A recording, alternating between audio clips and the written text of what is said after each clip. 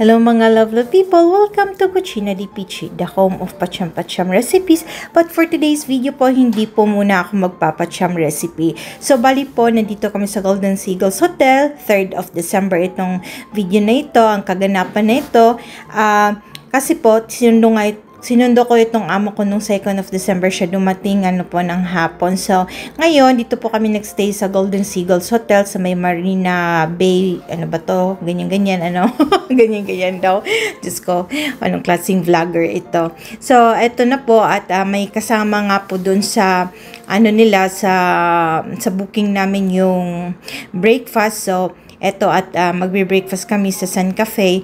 Ayan po. So, okay po yung hotel nila, no? Bago lang po. Actually, nagtanong ako, 2 months pa lang po yata kung hindi ako nagkakamali. So, ayan, eto na nga yung mismong location. So, meron silang pa-buffet, gano'n, So, para po doon sa mga breakfast inclusive sa mga nag-i-stay sa hotel na ito. So, ayun, simple lang naman po. Ibig kong sabihin, meron silang, ito, kailangan mong bilhin apart itong itong cookies, mga cupcake and everything. Tapos yun na nga, sa buffet table nila, meron naman po sila doong meron tayong mapagpipilian. Sa makikita nyo po maya-maya sa content na ito.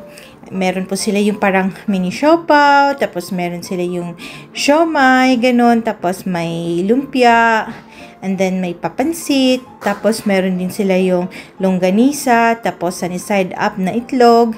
Ito po yung buffet table. Tapos ito yung meron silang kape, meron silang pink lemonade, tsaka orange juice. Ayan po.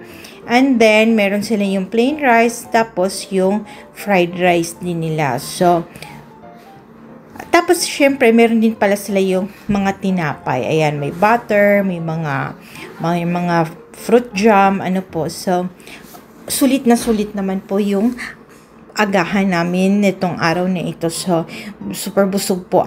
Kasi nga, marami pong, may sabihin natin, meron naman po kasi talaga yung ibang location, ibang hotel na as in super bongacious din talaga yung breakfast menu nila sa mga buffet nila. Pero, masasabi ko naman na ito naman sa kanila, yung ino-offer naman nila ay okay din naman. Kasi nga po, yung namin, yung kwarto na nakuha namin, super promo talaga. So, suite room siya, tapos it's a separate content po, makikita nyo rin na ipopost ko siguro bukas o pagka nitong mga araw na ito. So, ayan nga po, tapos super spacious din itong location nila, kasi nga hindi dikit-dikit talaga masyado. So, ayun, tapos may hindi ko lang, i-mute ko lang kasi nga baka makapiright ako. So, meron silang music, yung sakto-saktong lang din yung volume din ng music nila. So, ayun. So, in short, ay nag-enjoy po kami sa breakfast namin mga lovely people. Na-appreciate po namin. Yung staff nila are very friendly po at very accommodating. So, ayun. 'Di ba? So, as nakikita nyo, 'di ba? O, yan, nag-enjoy po yung amo ko. Ayan po yung parang, napatawag kasi doon, yung parang mini siopaw na ganun. So, ayun. So, paano mga lovely people, hanggang dito na lang po ako muna sa aking voiceover. At wala naman po kasi din ako masyadong maichika sa inyo. So, ayan, kakakitsura ko, walang hilamos, wala pang ligo.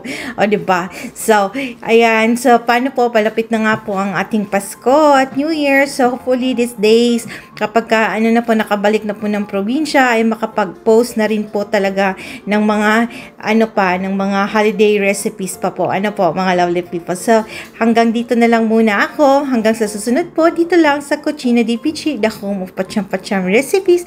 Thank you po for watching. At again and again, thank you po sa ating mga followers, new subscribers dyan, sa ating mga new friends. Thank you so much po. At para po sa inyong mga katanungan, para po sa inyong mga suggestions, at kung meron pa kayong gustong sabihin sa akin, sulat nyo lang po sa ating comment section. Again, thank you for watching. God bless, keep safe.